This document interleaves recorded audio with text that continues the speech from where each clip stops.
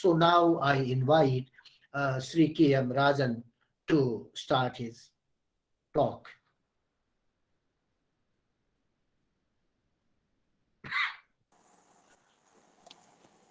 ॐ विश्वानि देव सवितर्दुरितानि परासुवा यद्भद्रं तन्न आसुवा ॐ शान्ति शान्ति शान्ति. Respected Dr. Ravi Prakash Arya ji, Shri Ashwini ji, Dr. Anand Kumar Sharma ji, and my friend and colleague Shri Vinod ji, and all those who are attending this webinar. Today is a very important day in Kerala history. Not only in Kerala history, in world history also.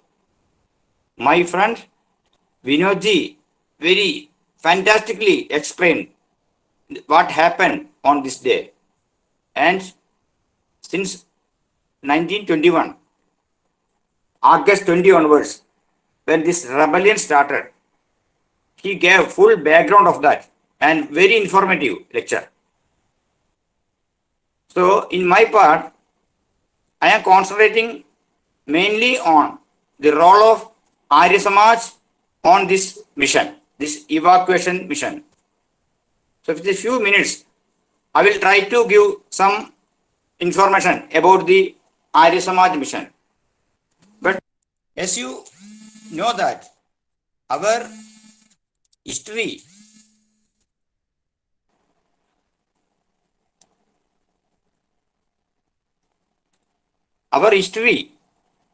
many chapters are missing. It is very unfortunate that the glorious history of Arya Samaj in Kerala is missing from our history. Rightly said Shri Vinodji that we conducted a very Herculean task in Kerala. We conducted a lot of relief camps, lot of conversions. But all these records, still we are unable to locate it. So anyway, just I'll give a brief introduction about the role of Arya Samaj. Before that,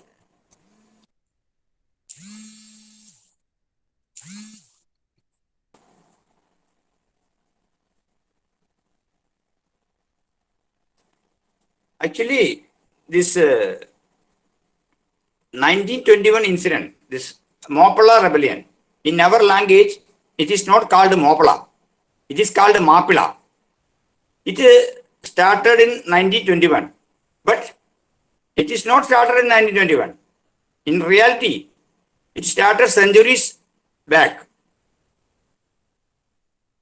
It was one of the worst Hindu genocide in Kerala. What happened in 1921?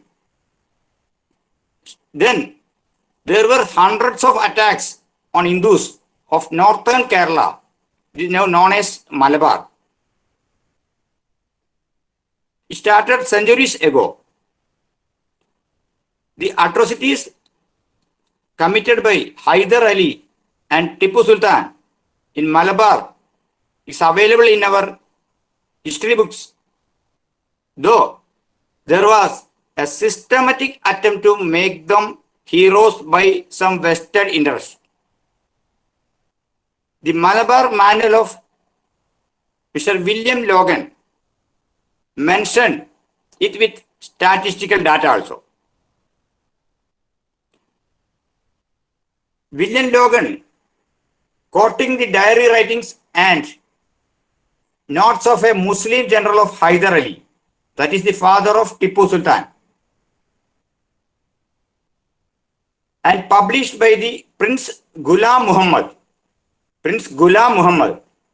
then surviving son of Tipu Sultan, in his book, that is in Malabar Manual, he quoted the reference of Ghulam Muhammad, Prince Ghulam Muhammad, about the notings and diary writings of the Muslim general of Hyder Ali. Hyder Ali died in December 1782. 1782, Hyder Ali was died. Before the efforts of conquering the Malabar, that was his dream. He could not complete that one. Before that, he was died. Then his son, Tipu Sultan, took charge.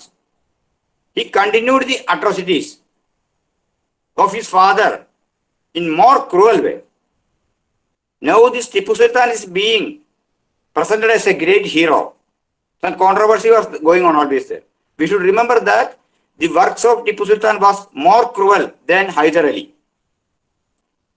His war cry was sword, means darts, or topi.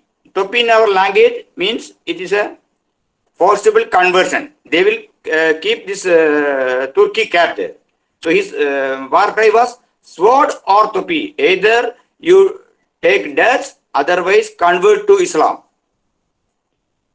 The intensity of suffering and its nature during their Padayotam. It is called Padayotam. That means military march. In Malayalam, it is called Padayotam. Have been clearly recorded in our history books. In our history books, this marching by Tipu Sultan is clearly recorded.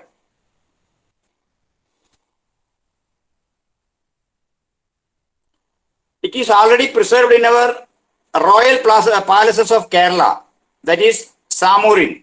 In Malayalam, we call it Samudri Raja of Calicut. It is stored in his in palaces, not only there, in Palashi, that is another palace, and Palakkad Fort. There is a fort in Palakkad.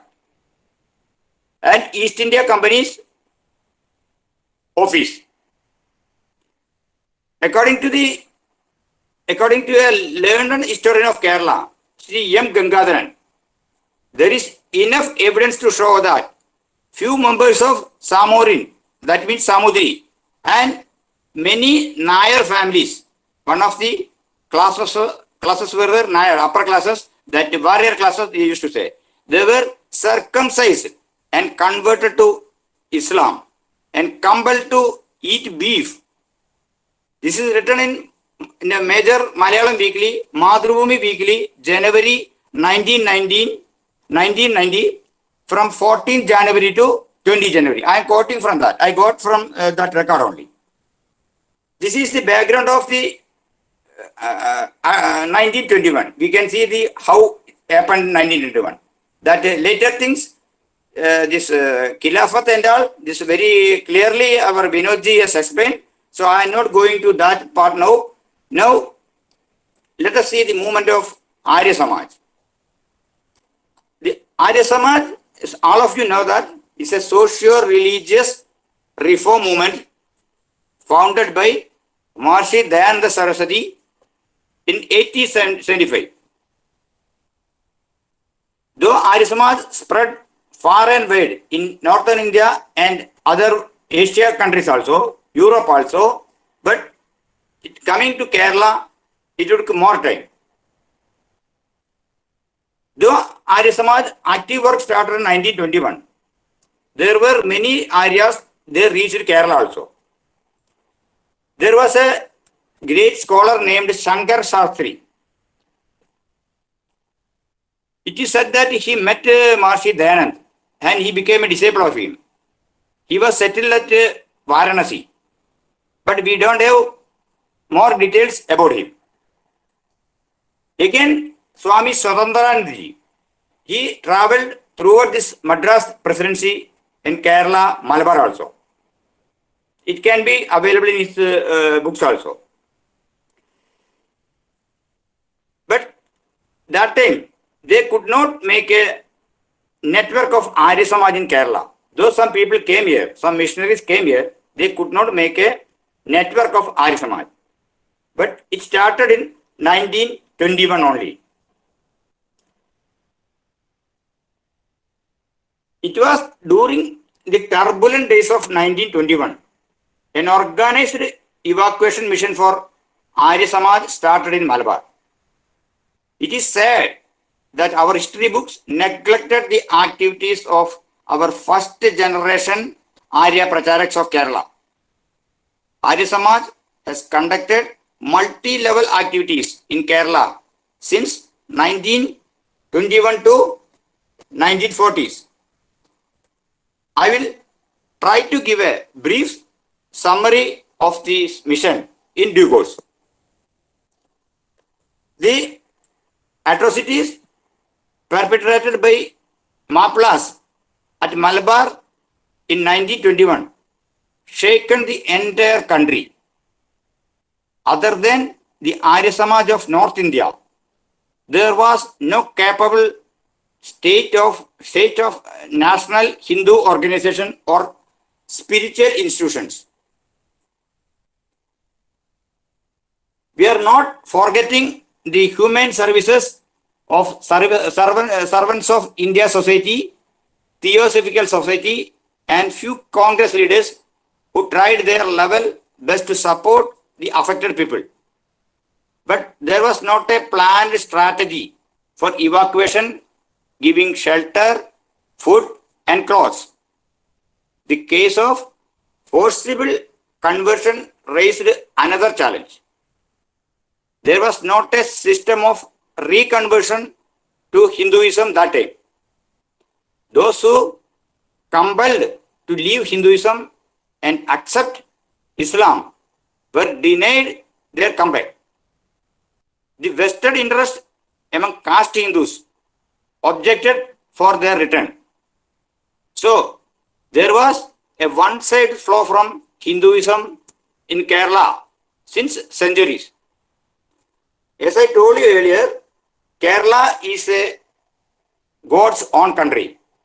When the entire India was in trouble during the Middle Ages, when these Gnostic religions like Jaina, Buddha, they overpowered the northern India.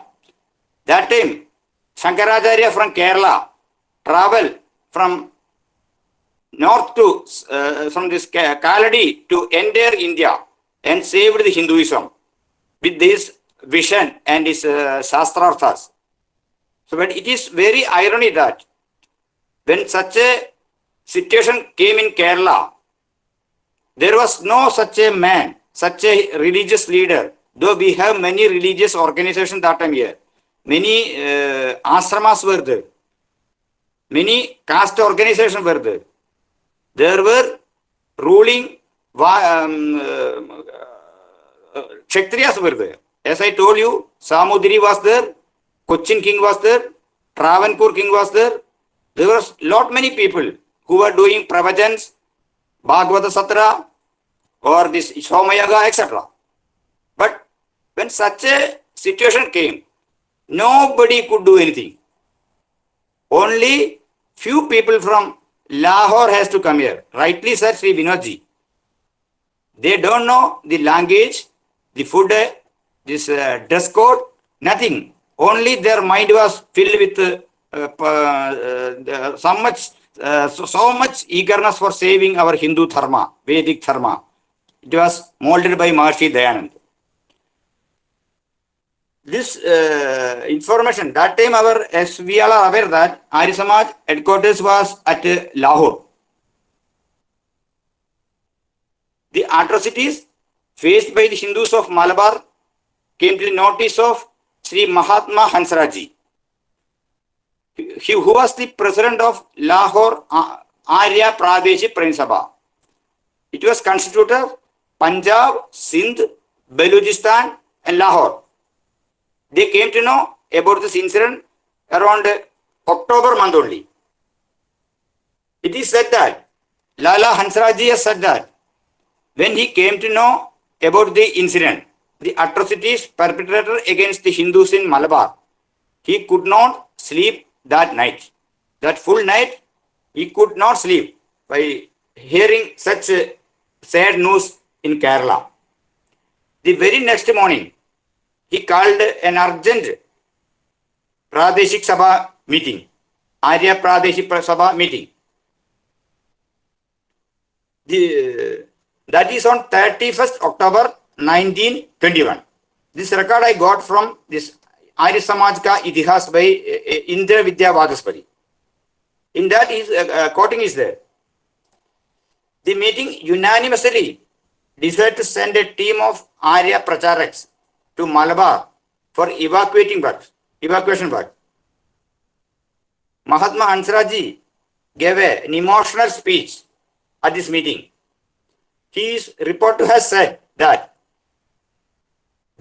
during this enlightened period, also, if this type of atrocities are being committed and forcing innocent person to Islam is a challenge to us, we should tackle it.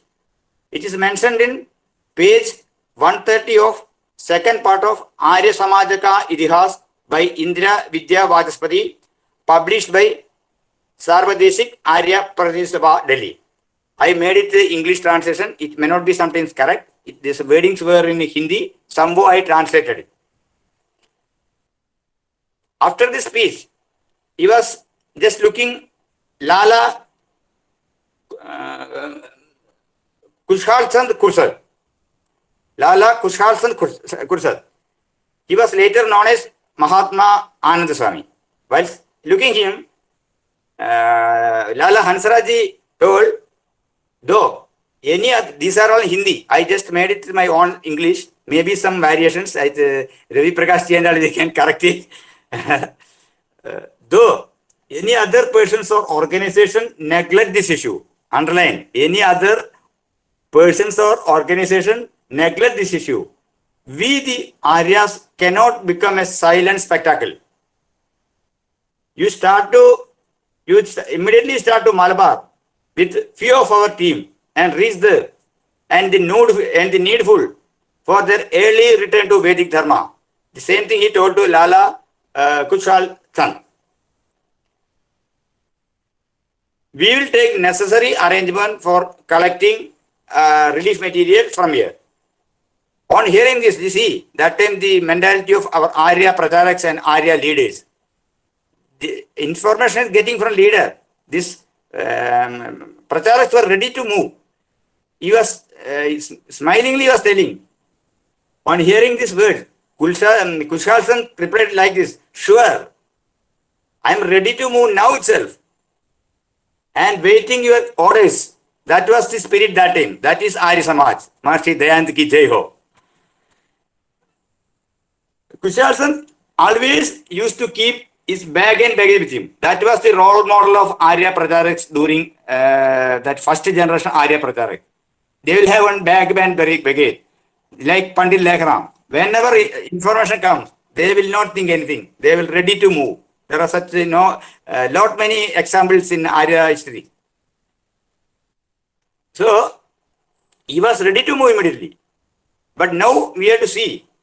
It is pertinent to see the family background of Lala Kushal Chand when he get ordered to move to Malabar, which is situated more than 2000 kilometers away from Lahore. Due to the continued prachar work, we should just see, and taking little time for giving some motivation for our people, how our first generation Arya leaders worked. We can think. We have to just see the background of Mahatma Anand Swami that time.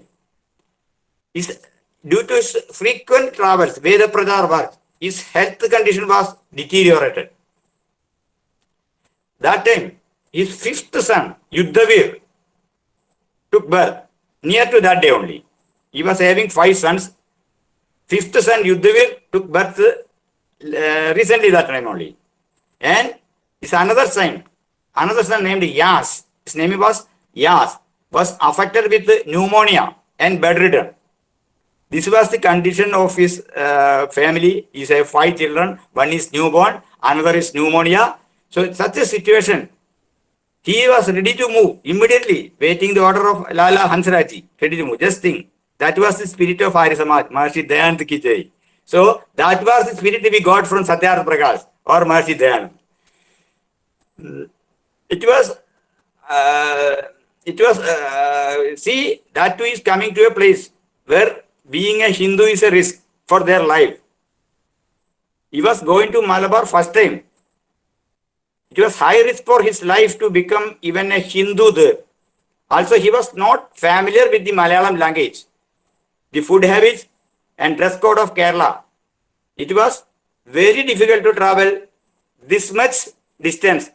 The train facility were available there. That and train were there. Still, it was very much difficult. Now also you can see that people from Punjab, how they can come Kerala. During this time also we have a lot of difficulty. Now I will come to this another Arya Pracharak, Pandit Rishi Ram. That Arya Pradesh Prince Sabha is meeting on 31st October 1921 decided to send a team of Arya missionaries led by Pandit Rishi Ram, who was a fresh graduate from DAV College, Lahore. Pandit Rishi Ram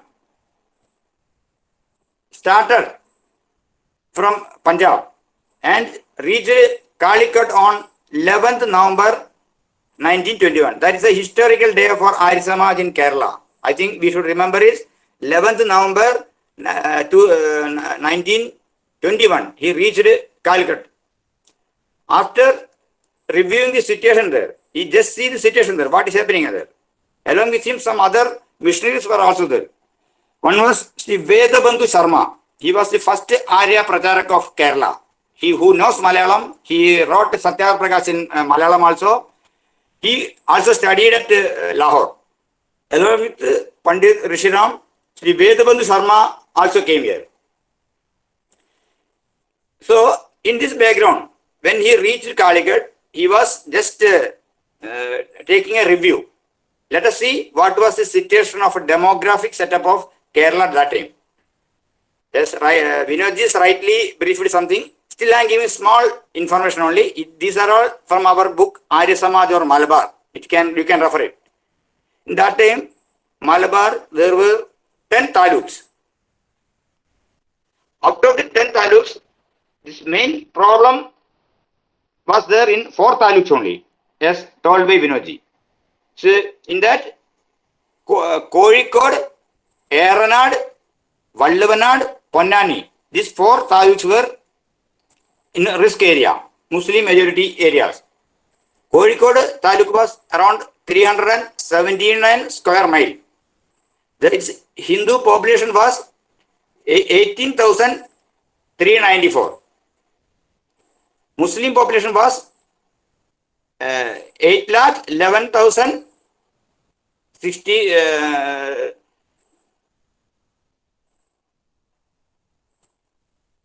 8,11,666. These are all written in our book, Arya Samaj or Malabar. Just I am referring that only. Christian population was 5,451. In Eranad Taluk, its area was 966 square mile. Its population was 1 lakh, Hindu population was 1,68,641. Muslim population was 2,23,377. Christian population was 589. Vallavanad Taluk was 880 square mile. Its Hindu population was 2,54,223. Muslim population was 1,19,224. Christian population was 507. Ponnani Taluk, its area was 426 square mile. Its Hindu population was 2,85,601. Muslim population was 2,21,967. Christian population was 21,850. This source from Malabar or Arya Samaj book. And the Hindus were divided into many castes. I think many of these members, our members must have read the great book of Mopala Upanyas by Veer Savarkar. In that clearly shows this happened this area only. I don't know how Savarkar could know this much very minute things also from Malabar. So in that, the Hindus were divided into many castes. The untouchability was much prevalent that time. The shade of even one smaller class. Shade means while walking with the shade, sunshade. That were also prohibited that time here. The following lower castes were made to keep a specific distance from the so-called upper caste. There are main three lower castes. One was called Nayadi. They had to walk through around 72 feet away from this upper class. Another one was Pulaya community.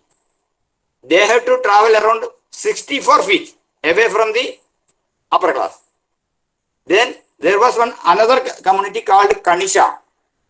They had to move around 36 feet away from upper caste. Just I am telling this reason for the Hindu survival in Kerala. So how the Muslims utilize this one. These are very beautifully shown by Veer Savarkarji in his book Mapla. Now anyway, I go given some background only. I'll come to the main work of evacuation part.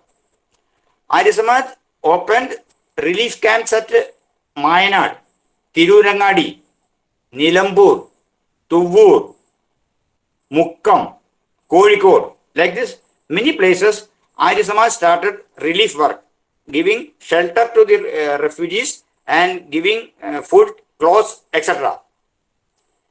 Some of these relief camps were near to forest. So Mahatma Anand Swami says that the skulls of those massacred were found near the evacuation camp of Mukkam, which is near to a forest area. By seeing these skulls, one can easily find how they were brutally killed. Kushal Chandji mentioned in his report and state that two skulls were collected and kept at Arya Pradesabha office at Lahore for memory. Like this he mentioned in that book. He also gives a detailed accounts of incidents happened at various places during this rebellion. He walked with barefoot to the affected area. See, the situation, this difficult area, he was walking by walk only. And consoled the victims by giving food, cloth and shelter. Pandit Rishiram traveled each and every corner of riot hit areas. Sri Vedabandhu Sharmaji accompanied him and translated his English and Hindi speech to Malayalam. Vedabandhu Sharma was the only Arya missionary of Kerala accompanied by the team of Pandit Rishiram from Lahore. He distributed pamphlets named Mapila Vidroh in Hindi and Mapila Riots in English and Malabar Mapila Lahala in Malayalam. They tried to concentrate on Shuddhi mission along with the relief camps. The Arya missionaries, Mahatma Savanmal. Some more missionaries were there along with Pandit Rishiram, Mahatma Savanmal, Professor Nyanchandji, Pandit Mastan Chandji also visited the riot hit areas of various taluks and mobilized the converted Hindus into a place and brought them back to Vedic Dharma. Pandit Mastan Chand was in charge of Mayanad relief camp. Around 1100 children, including children, women and elders were accommodated there. There were newly born babies also. He said that newborn babies were also in that relief camps. He said in his report, Kushal Chandji mentioned this in his report. It was a difficult task to reach the Muslim majority areas of villages and motivate the converted Hindus and bring them back to the Vedic Dharma after the Shuddhi Kriya. The Arya missionaries took that most adventurous task. Such a way, adventurously they were working, Arya missionaries, during this Mopla rebellion. In his report, he said that by July 1922, the numbers of persons returned back to Hindu Dharma crossed 2,600. Lala Kushal Chandji writes in his report that he went to an area called Puttu of Kozhikode district. He found 3 wells with full of dead bodies, Hindu dead bodies. He mentioned in that report. He also mentioned a Muslim majority area named Kannamangalam. A Muslim majority area is there, Kannamangalam, near to Vengara at Malappuram district. The Arya missionaries brought to light the cruelty faced by the Hindus there. This place was one of the most riot-hit area in the entire Malabar. There was a big bungalow of warrior Hindus, the Kshatriya Hindus. There was a big bungalows. They were called Nair when bungalows were there. The Muslim mob captured that bungalow and made it their Sharia court. They appointed some Maulavis as judges. They called Tangal. The trial of the poor Hindus were conducted there. Kushal Chandji says that there was a temple nearby that. Its sanctum was filled with the Sikha of killed Hindus. Because mass conversion to Islam was conducted there. And their Sikhs were kept like a pahad jaise rakha tha. There was a Nambudiri house near to that area. Nambudiri means Kerala Brahmins called Nambudiris. There was a house of a Nambudiri in that area. Very ancient Brahmin home. They used to keep many literatures, ancient palm leaves, literatures and all. Sanskrit literatures and all. They burnt all this library, killed all these inmates there. Kushal Chandji says that he took a palm leaf which was not burned from it and taken to Lahore Arya Samaj for keeping it as a memory.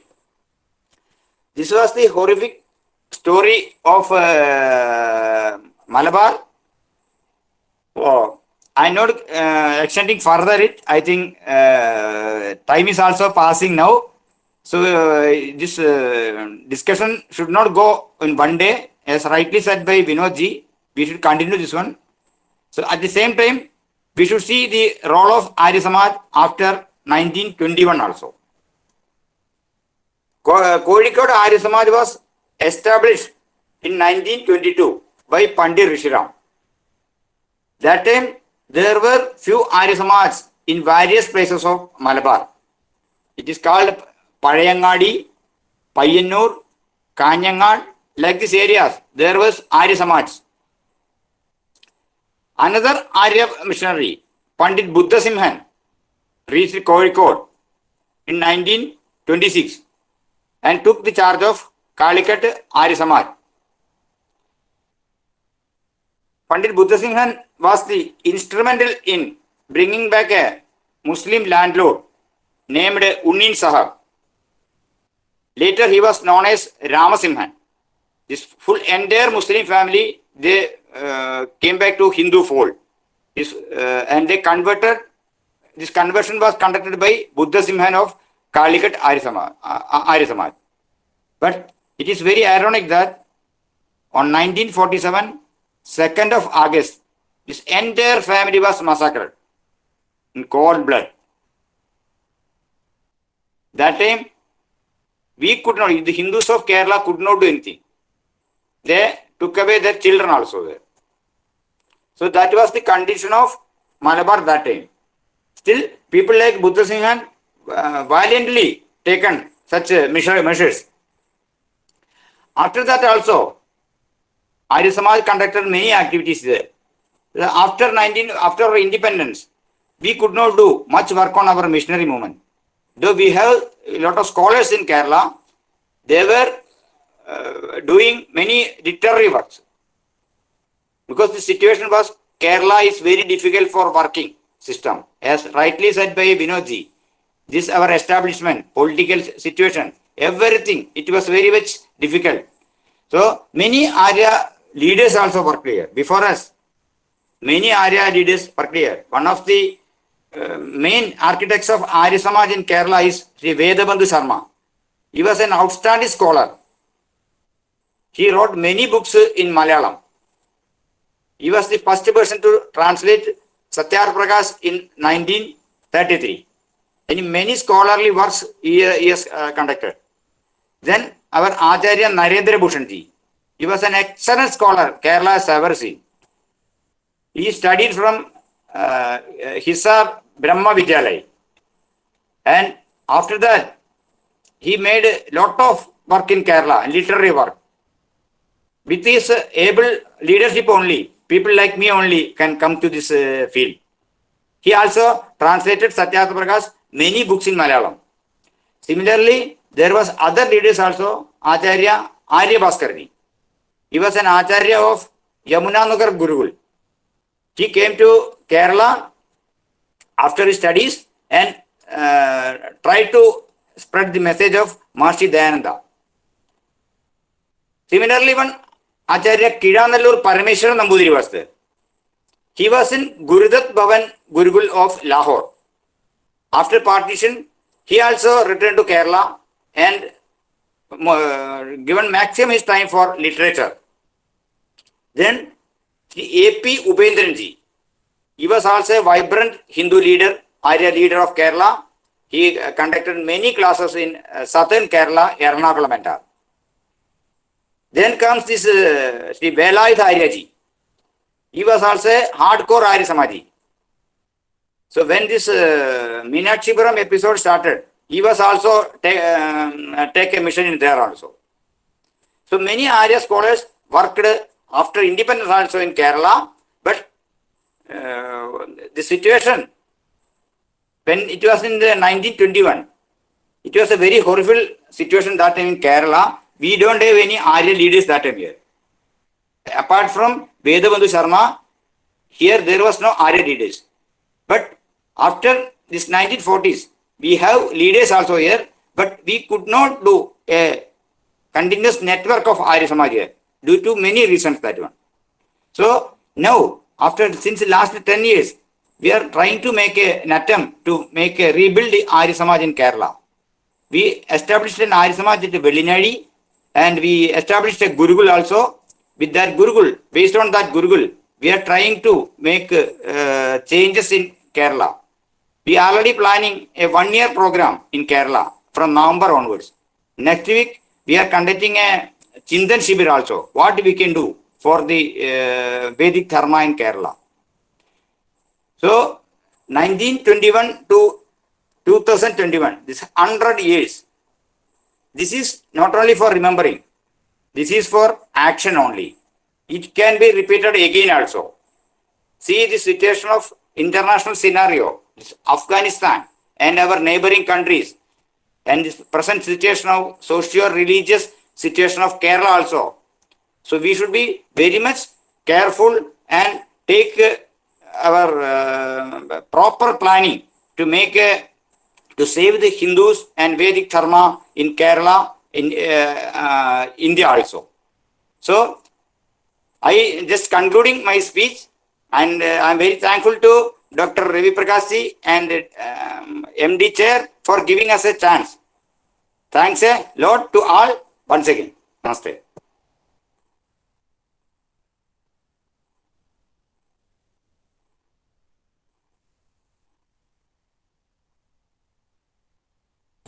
You need to unmute, Bhairavi. Pardon? Yeah, sorry. Yeah, thank you, K.M. Rajanji. You have given a very good account of the activities of the Arya Samaj, and during that period, how the people from Lahore, they reached Kerala to help their brothers and sisters over there, how they opened relief camps, and even Mahatma Ananda Swami, he he traveled on foot itself in and visited all the places, and they have given a eyewitness account of the cruelties that were perpetrated upon the Hindus by that time. And you have also given an account the activities of the RSMAs after that period, after 1921. And still, let me inform that K.M. Rajanji is doing a very human service in Kerala by opening a Gurukul and starting an RSMAs over there. And my chair is also running certain courses just to teach Kerala in collaboration of his Gurukul, so that the people over there, they may also be uh, well aware or familiar with the Vedic teachings, Vedic philosophy, and the Ananda's teachings. And through these lectures, we could also have seen, and we could also have known, as K.M. Rajanji, he was pointing out, and he was time and again saying that Maharshi Dayananda ki jai. So we can see that how Maharshi Dayananda contributed to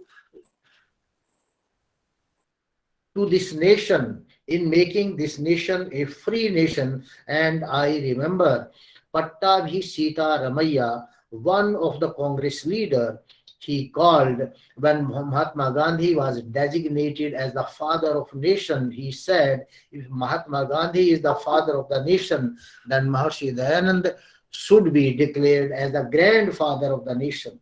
Because right from the middle of the 19th century, 1850, going through the 1857 and all these years, Maharshi Dayananda was inspiring the Hindu masses for the self-rule, self-governance, and all the people who were participating, whether it was under Mahatma Gandhi or Subhash Chandra Bose or any other fora, they were most often than not were influenced by the philosophy and ideology of Maharshi Dayananda Saraswati. So there is a great contribution. Even when the education system was started, the education, RSMAs was at the forefront in education also. Mahatma Hansraj, they started these DAV colleges, Dayanand Anglo-Vedic colleges, and Swami Shraddhanand, he established Gurukul Kangadi by that time.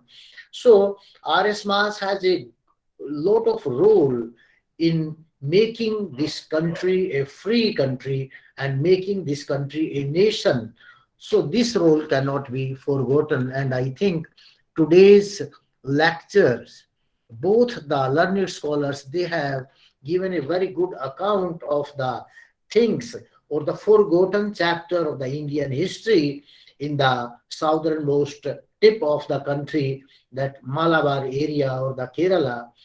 So I thank both the scholars for enlightening us or for reviving that forgotten history. And it's a very this has history is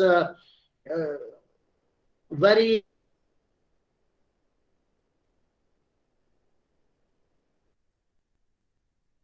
and it makes us also very much disappointing, or we feel very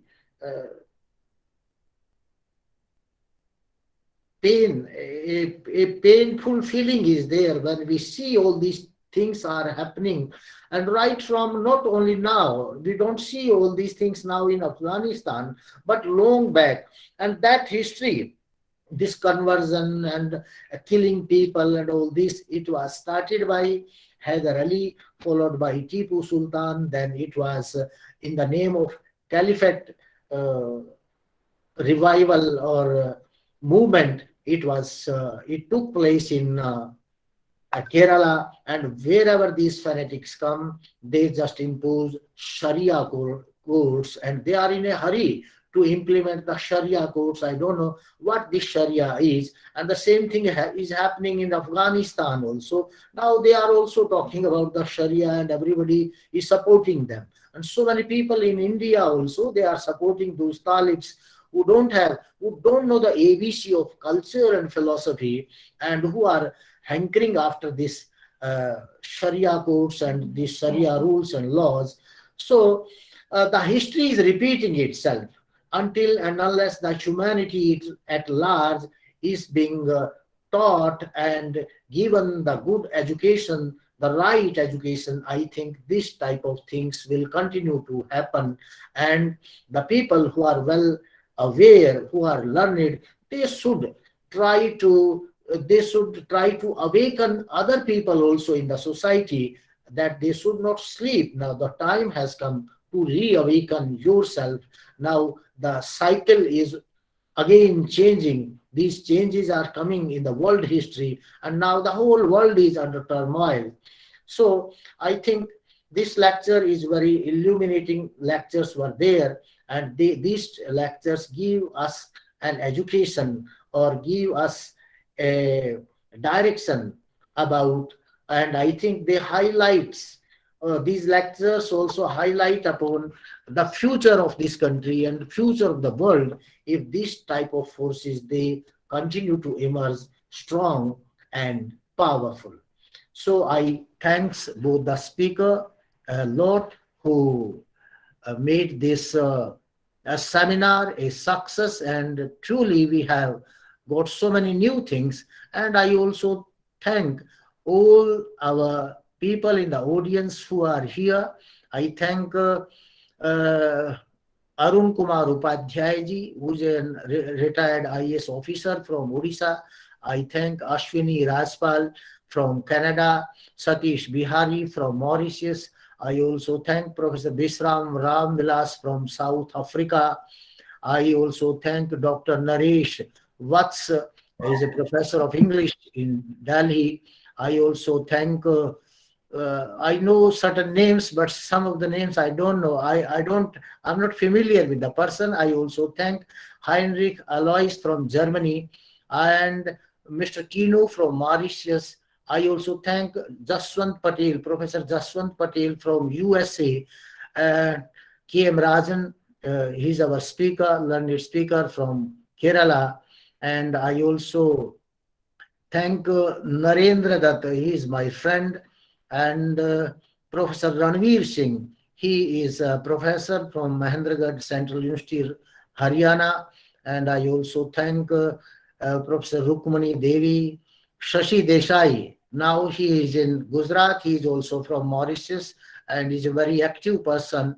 And I also thank Usha Devi Prasad from South Africa, Vivekananda Mahavir from Canada, Vinita Ram Clown, she's an attorney in UK, and Dr. Ravi Prabhat from my university itself. So I thank all others. Yogacharya Rajiv Kumar, he is also a very good teacher of yoga. I also thank him. So I thank everybody who gathered here, or just made this seminar a success. Thanks a lot.